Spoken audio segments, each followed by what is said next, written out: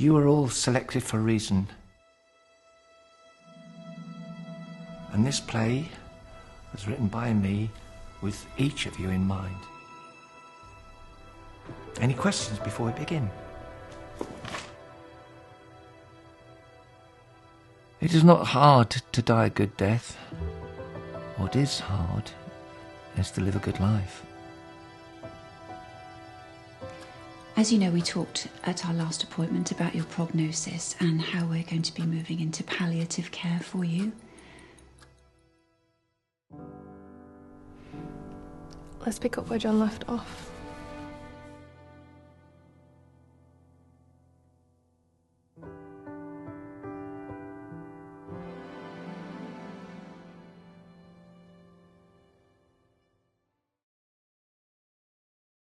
My guest today is actress, writer, director Carling Ernstzen, and she trained at the AFDA Film School in South Africa, graduating with a BA in film acting and a sub-major in music with additional training in singing and piano. But after working as an actor, Carling has transitioned into writing and directing, and her debut short film, The Last Rehearsal, was written, directed by her, and was shot in London and explores mentorship and creative legacy. The film is currently in the early stages of its 2026 International Festival run, and her credits include South African feature films, television, and independent films. So, ladies and gentlemen, let's welcome actress, writer-director Carling Ernstzen and her wonderful short film, The Last Rehearsal, to the show. Welcome, Carling. Thank you so much for having me. I'm thrilled to be here and to discuss the film with you. Oh, I loved this film so much. So where did you get such a beautiful idea for The Last Rehearsal? And is this based on a true story? It is indeed. So yes, I wrote the film about 7 years ago in response to the tragic passing of a dear, beloved acting teacher and mentor who I trained with in London. It is inspired by true events, but it's definitely more a meditation on grief and creative legacy and inheritance. Yeah. Well, it clicks all the boxes for me, and this film really leads the audience to look at mortality in a whole different way, Mm. a way in which we should leave behind something that can be carried on within those whose lives that we pray that we have touched, which Mm. leads into like the lead character John instilling Mm. wisdom and acting techniques within his actors. How did you shape the character of John? Again, largely inspired by my dear acting teacher. But then, as I went back into rewrites after many, many years, we wrote it. I wrote it 7 years ago. We returned to it as a collective, as an acting troupe, about 2.5 years ago, and it was really born out of the actors who largely are made up of the cast in the film, which is fairly unique. Remembering the script and saying, "Let's do this one. It's time." And how we shaped John was really freeing ourselves from any mimicry, and just our wonderful actor Carl Welsh, who plays John. He knew him well, um, and we just said, we're going to free ourselves up. We're actually just going to look at this more holistically, and just be free with it. So moving away from the mimicry and just more instilling kind of what a mentor character is universally. So there was a lot of freedom, a lot of fun in the performance to a degree, freedom for him to explore as an actor. Yeah. Well, the opening scene is a thing of beauty. So the dialogue in that opening scene really set the stage for the whole film, didn't it? Mm. Absolutely. That opening scene really sums it up. So, the bird monologue, which is a parable to the entire story, it's played by Vivian Monnery, who's a fantastic actress, also one of John's past actors. Um, and really, it does sum up the entire ethos of the film, what we're trying to evoke, in that life is short, remain in the present, and Y- enjoy the now. And it does that. Now, there's something that I truly loved about this film. It was your use of narration. Why was this element used, and why was it so important in the telling of John's story? So I think you'll find the narration kind of sits above the actual narrative framework. So it's largely inspired by John's teachings. So harking back to what he taught us, John didn't just teach acting; he really was instilling us life lessons, which was huge for us. It wasn't so much about the performance; it's about finding truth, and your journey as an artist is always to search for that truth. That is our job as storytellers, as communicators. So just reading back on past emails he would send me, or just remembering his classes, and then a little bit of my own poetry, all mixed together, created that narrative, that voiceover that sits on top of the narrative, which never gives exposition, but more acts as a philosophical, almost overture of the story. And I just felt that was really important when you're dealing with a 19 minutes to pack as much symbolism and meaning and metaphor as you can into every scene. Every scene counts. Well, I love the narration because to me, Mhm. it draws the audience into, well, John's inner being, Mm. um, Yes. the situation that he is facing. Um, I don't want to say loneliness because he's still giving to his students. He's Mm. not taking anything from them. He's there to give.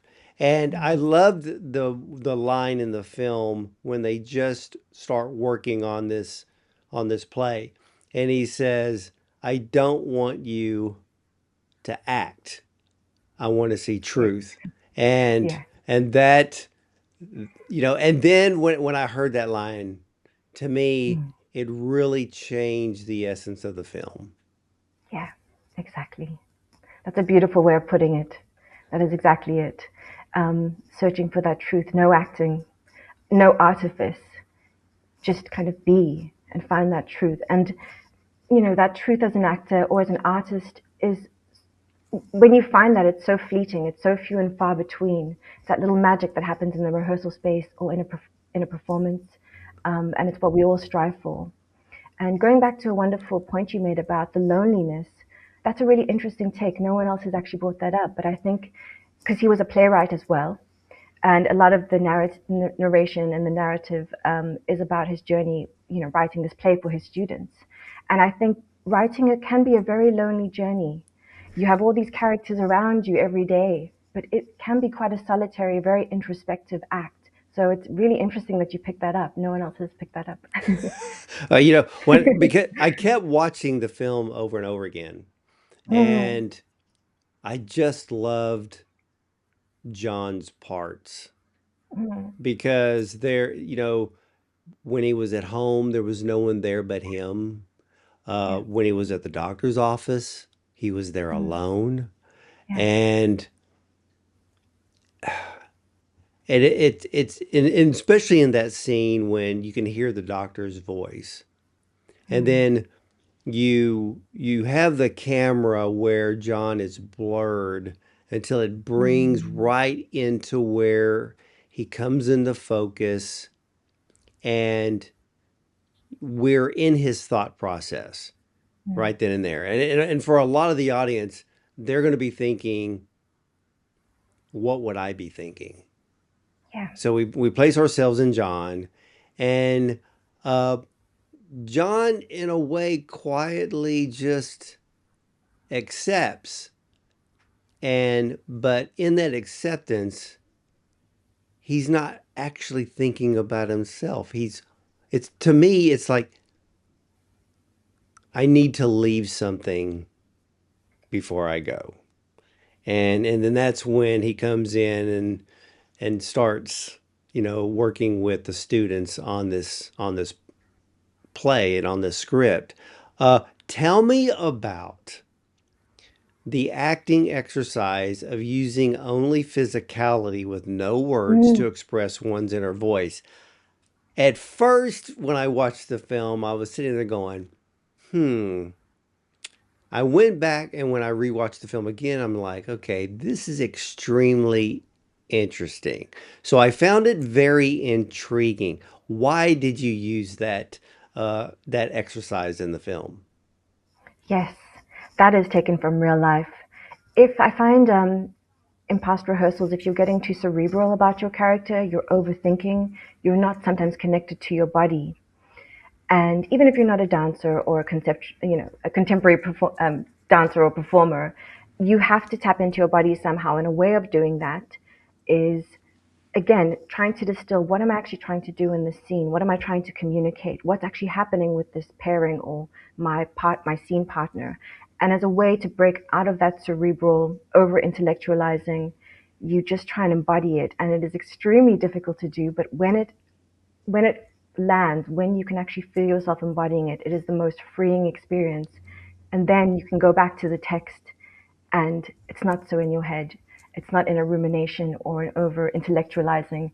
It's really connected to every fiber of your being. And it's a really beautiful experience if you can do it and you can break through and let yourself go. So yeah, that came from real experiences. Well, it's funny because when I would watch that scene a few times, I got to Yeah. thinking, and I've heard uh, acting teachers, I've heard actors say this, and so when I was watching the scene, and you can correct me if I'm wrong because you've gone to acting school and things of that sort.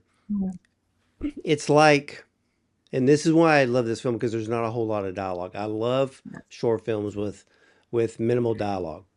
Yeah.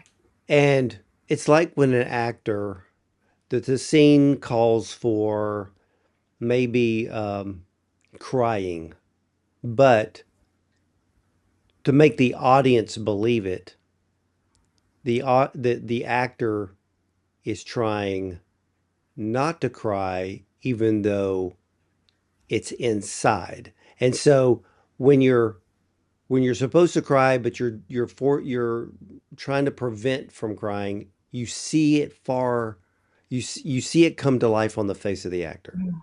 And so when I looked at that scene of the physicality, I thought, that's an exercise that I guess, for normal people, that may be a great exercise just to kind of do in private when, like you said, if you're overthinking something. It's kind of like you see an actor who has anger or rage welling up inside of them. They're not letting it out. It's like putting the lid on top of a boiling pot of hot water. You see it in their expression. And when I looked at that exercise, that's what I was thinking. Exactly. That's exactly right. Um, Real emotion is so embodied. It's never just happening in the face or the eyes or the head. It's really from your toes all the way up your spine. It's really embodied. And you actually use the wonderful analogy of feeling like it's boiling over. That's really how any emotion, whether it's anger, sadness, love, brimming with love, whatever that is, it's really full bodied and it must feel like it's brimming over. Um, yeah, Yeah, that's a great and analogy. with John's character, because you bring up the topic of grief. Hmm. And I found with John, I think the grief is a little different because it's not like he lost someone. Hmm. He's he's losing time. Yeah, that's it. And he's grieving over the time that he wish he had more of. Mm. And your film brings up such a different angle of grief that I have not seen from others. Everybody else is always based on because another person was the loss. In this, it was time, wasn't it? Yeah, absolutely. Time is the antagonist in this film, which is also where we leaned into the symbolism of having clocks in almost all the rehearsal shots, just kind of looming over there. That was very much something I wanted. As well as in the very beginning scene when he's hearing that news again, it goes to the clock, and clocks can be very on the nose, I know.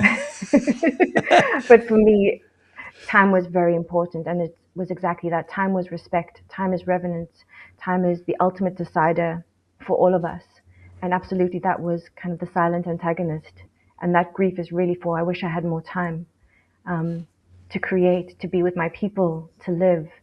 I think at least myself, you kind of you waste time. You you take it for granted. You really do in your everyday life. And yeah, that's something I hope people who watch this movie take away. That time is finite, but it's also a beautiful thing. Finite's not, you know, it shouldn't be scary. It can be a beautiful thing if you are living in the moment. Going back to the bird analogy, living in the present. Yeah. Yeah, the first time the clock appears Mm. was was to use it was is to respect time. Mm. Because John goes, if you're late, don't bother showing up. Which means it's like telling the students you need to respect Mm. your time, but you need to respect my time. And because I think it's probably my greatest pet peeve is tardiness. You know, it's kind of like some people will say to be early is to be on time, and to be on time is to be late. You know, so I'm always early. Yeah, you and John would have got on very well. I've been so good with my timekeeping, over the last couple of years because of this, because I think, yeah, when you're younger, you just don't care. As you get Yeah, older, you respect time more. and I loved how you played the clock because Mm, the last time we see the clock, the audience feels the anticipation, but then with the same clock, we feel the sense of loss. mm. And and then that's leads into the scene with all the actors in a circle.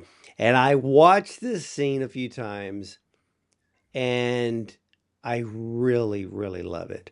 So Oh, thank there's no dialogue except except at the very, very end, but you can feel what the actors are feeling and thinking sitting in that circle.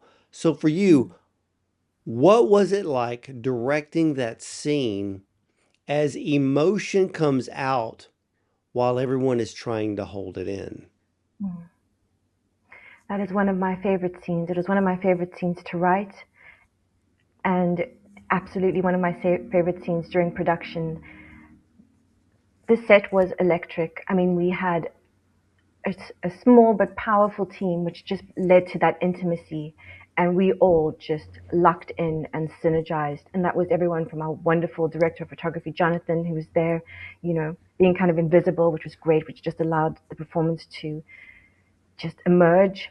And then also was preparation with the actors. So just before we shot that scene, I pulled them into a little rehearsal room, a secondary rehearsal room outside of the set. And we all just kind of stood in silence, and I gave them some direction. We didn't actually play out the scene. We knew exactly the blocking. We'd already prepared that in previous rehearsals and workshops. So we knew exactly what needed to happen, the timing of Byron getting up and removing the chair. So when we went in, it was very fresh and very much we were as focused as we'd ever been on that set. And there was just a focus and an interconnectedness by everyone on set. And we didn't even do that too many times, but when we finished it, we kind of just all burst into cheers and some of us cried and we really just let it go. And it was such a magical moment. It was a goosebump moment. On set. And it really was just, again, no artifice, no pushing for emotion. It's really just making the environment as comfortable and as safe as possible so that our actors could be vulnerable, so that whatever came, came. Yeah, Nothing was off limits. Mm, I when I watched each actor in that mm, scene, I saw sadness, mm, I saw grief, I saw worry, I saw fear, and with all of those with all of the feelings that were going on in the circle, when you can see it on the actors' faces, there was no safety net. There was nothing to hold on to except maybe each other because for mm. them, the anchor was missing. Yeah. And it's an incredible, beautiful scene. Now, when he got up Mm, and moved the chair, I was yeah. like, Would I have moved the chair? I don't think I would have moved the chair. I think I probably would have just moved the chair back. Mm. And, but I think when he moved the chair and he folded it up and he leaned it against the wall, I think that was a sign of maturity that they learned from John. That John, if John was there, John would have looked at him and said, I've done my job. Yeah, Because now they took the incentive to carry on and to fulfill this last rehearsal without him there. So it's almost like if he was watching over them, he would have been smiling. absolutely. That's exactly why he did that. And that is the hardest journey in grief, is that moving on. What does that mean? Having to say goodbye. And that entire sequence and that chair moving was really that final goodbye. And also knowing what John would have wanted, what an acting teacher or mentor would have wanted from their students, is to carry on. I've taught you everything I can, and now it's for you to carry on what I've taught you and to embody it and to, you know, pass it forward and to keep going. That's how you remember me. That's how you keep my memory alive and everything I taught you and everything I gave you. But it is the most difficult thing to do, just in any form of grief, is that how do I make meaning of this and then sadly move on? So Yeah. yeah. Yeah, you have the two, I think it's the two scenes. The Hmm. first scene where the camera is at the back of John as John's walking into the rehearsal hall, and then you have the second time you show it, and now he's with a cane. He's having a little harder time moving. So I like the progression that you show with the same shot but in a different way, because now we see what's leading up to it, and then of course the clock until it's 15 after, and it's John that's not there, Yeah. and then that's when that whole scene starts. But first, actor Carl Welch, he is very photogenic on camera, and his quiet demeanor just shows resilience and strength. How did you come to cast Carl Welch as the lead for John? Carl is a phenomenal actor, and I've known Carl for, I've calculated, over almost 8 years. So, Carl, I actually met in one of John's acting classes, my real acting teacher who passed away, and he played my father in a play that John had written for us. So our acting and creative partnership has spanned years. So he was an absolutely easy pick for this role. Um, and he is just such a wonderful actor to work with. He brought everything. He made John his own. And again, because we'd worked together for so many years, very little needed to be said.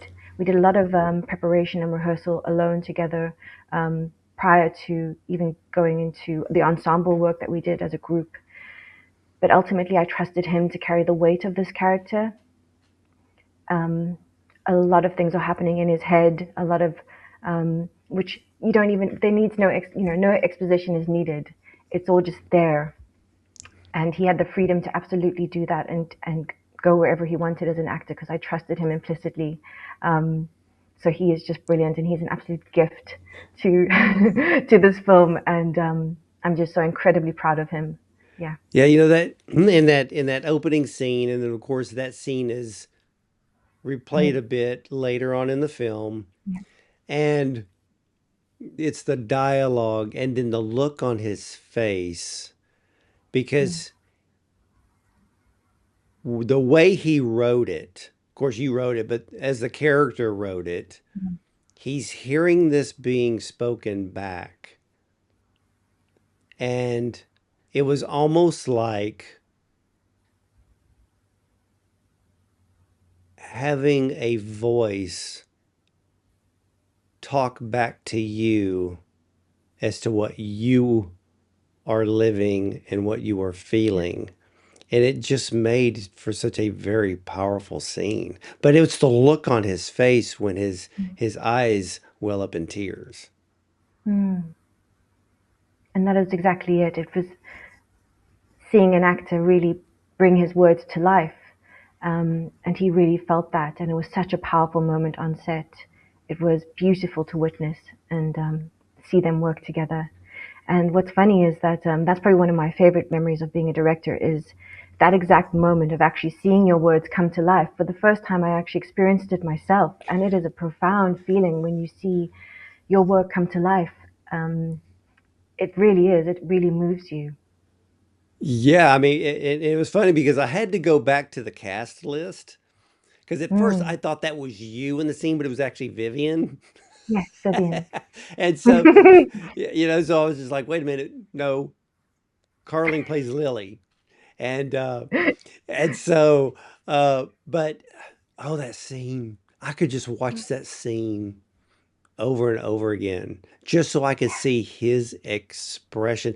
But it's again, like I said earlier, it sets not only the tone for the whole Mm. film, it's it's the story of the whole Mm. film and that Yeah, one piece of dialogue. And I yeah. don't think I've ever seen a short film that actually did that correctly except this one. You know, That is, but this is, yeah. ladies and gentlemen, if you are an actor, if you are a young filmmaker, maybe you've been doing film lately, but you just haven't really did it right yet. The Last Rehearsal is a film that you can watch and you can learn from. Actors, you can learn how to act without speaking. Um, Writers, you can understand how important dialogue is by watching this film. There's just so much in this film, Carling, that I just loved because I love films that can be used as a teaching tool because there's elements in certain films you're like, oh, if people would just study that scene, they would learn so much. That's what this type of film is. Wow, that is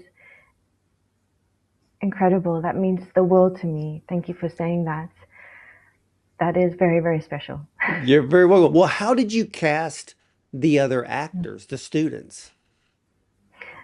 So also very easily, they're all my friends. That works. That works, yeah. No, literally, I wrote it for I'd say 5 out of the 7 actors who play in the ensemble, 2 of which I also knew outside of our acting troupe, and who were brought in specifically to bring new energy. Because obviously, it's not a documentary; it's very much a meditation on grief, a metaphorical short film. But yeah, that was very easy. They're all people I've worked with for many years, similar to Carl. So it was very easy to write for them, and I had them in mind when I was writing the story. So yeah, they're all brilliant.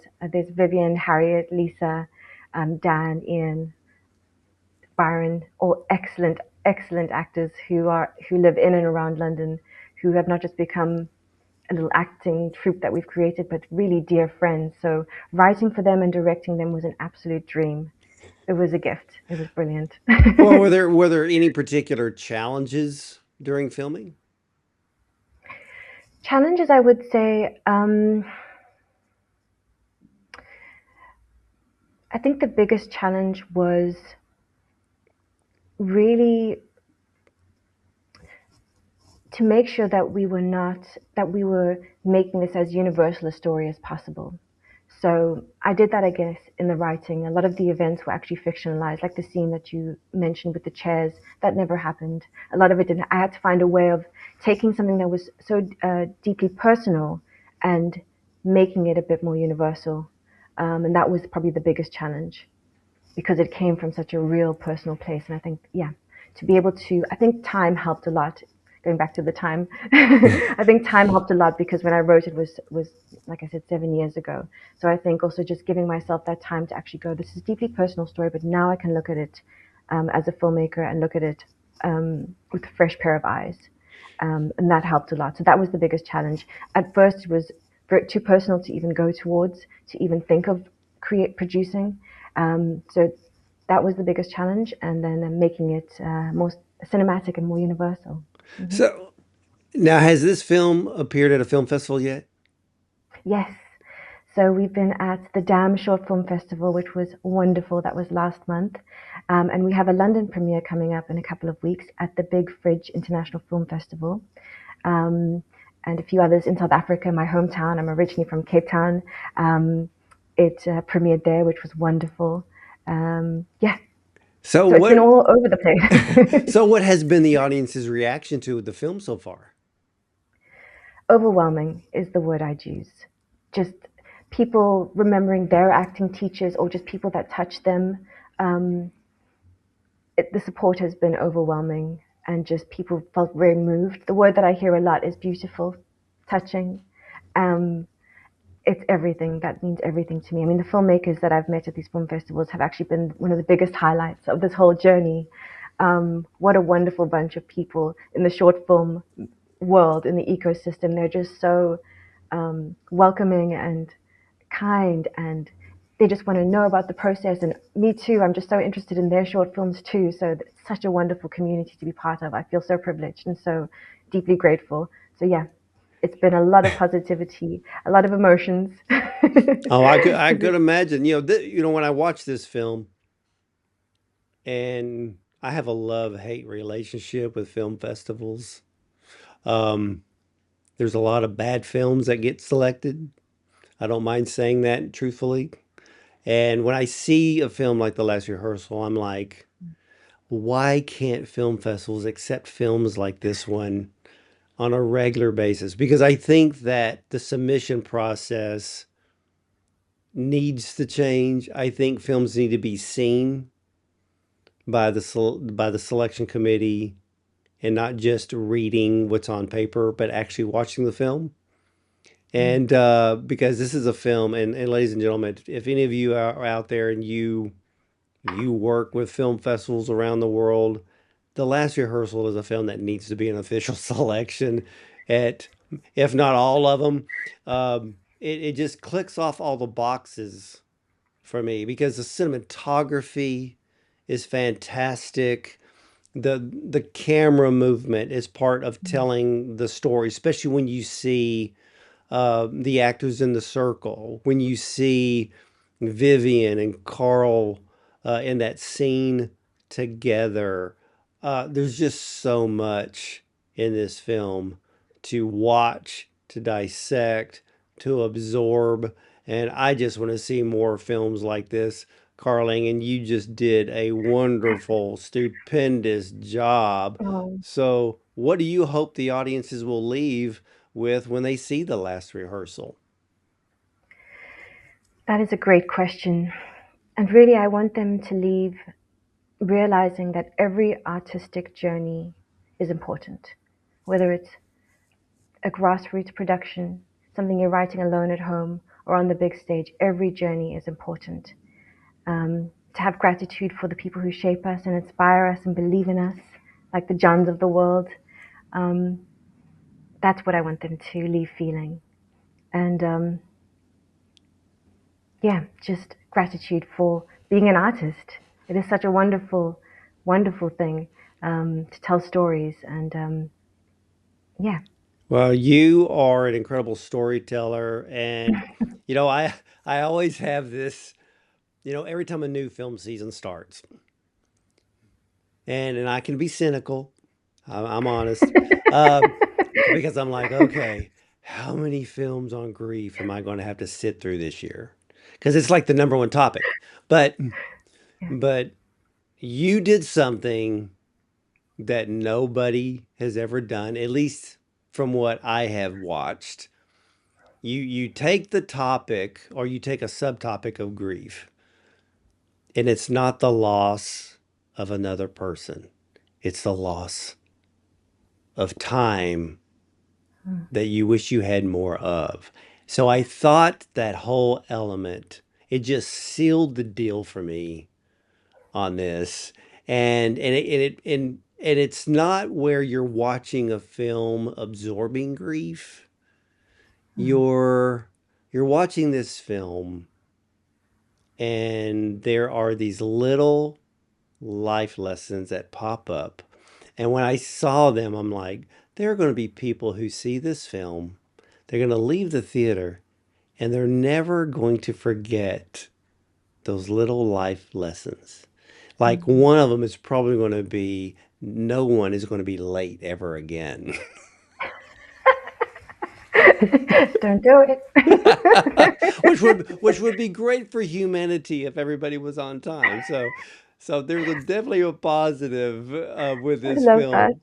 Yeah, and I love that. I love films that kind of leave us at the end and we're like, Mm, yeah, I need to be a better person, or in this one, respect time, live mm, life to the fullest, and leave something behind. absolutely. Absolutely. And I will say that this is also, I mean, we just had the most creative collaborators on this film. We had Jonathan Nickel. You mentioned the cinematography. He was an absolute dream to work with. He is a wonderful cinematographer based in London and in the US. He really helped shape this, as well as Guy Fixon, who did the sound design. Really immersive, and Tony Osborne, the colorist. Again, small but mighty team, and Harry Baker, our wonderful editor, who just worked to, we all had the same goal in mind. And this film wouldn't exist without their absolute brilliant talent and craft. So I do want to mention them because they were so pivotal in bringing it to life and, yeah, bringing the story to the world. Yeah, I noticed not only just the cinematography, but I always Mm, pay attention to color. I pay yes, attention to editing, and it was seamless. This film it keeps your attention from beginning to end. There's nothing slow because with a short film, you do not want to have an area that kind of drops off. And this film never mm, does that. And it carries the audience to the very end like it's supposed to. So I just love it. And ladies and gentlemen, especially you filmmakers out there, if you truly want to move me with your film, then take a lesson from Carling's film, The Last Rehearsal. Her film moved me because our mortality is just a vapor in the wind of life that is here today and gone tomorrow. And we don't know the end, but what we do while we're here on earth matters. The most important element is what we leave behind for others to take a piece of us with them that will live on. And the main character, John, well, he faces the end of his earthly journey, and in doing so, he finishes his race with grace. And he leaves behind his wisdom and his mentorship with the actors he has specifically chosen to bring his last play to life. As he fades, his work is birthed forth again with life within his actors. The Last Rehearsal brings us excellent storytelling, wonderful structure of a three-act play, with each scene changing with seamless grace. The acting is perfect, not overly done, but subtle, graceful, with heartfelt emotion, even when a word is never spoken. And the cinematography is beautiful, with the camera slowly telling the story, and you can see it when it focuses on the characters' faces. Young actors can learn a lot by watching this film. I love The Last Rehearsal, and I want to see this short film go very, very far this year on the film festival circuit. And Carling, I want to thank you for reaching out to me and sharing your wonderful film with me. Much success to you and beyond. it has been an absolute pleasure talking to you. What an honor. It's been wonderful. Thank you so much. You're very, very welcome. And ladies and gentlemen, if you attend a film festival this year and The Last Rehearsal is in the block, make sure you're sitting in the audience because this is a film you definitely do not want to miss. And for the rest of you, ladies and gentlemen, you can watch or listen to all of the Bond on Cinema interviews at bondoncinema.com. Check out our Prime Show, our YouTube channel. We're also on Spotify, iTunes, and more. And remember, you'll either see me at the movies or from the red carpet. You are all selected for a reason. And this play was written by me with each of you in mind. Any questions before we begin? It is not hard to die a good death. What is hard is to live a good life. As you know, we talked at our last appointment about your prognosis and how we're going to be moving into palliative care for you. Let's pick up where John left off.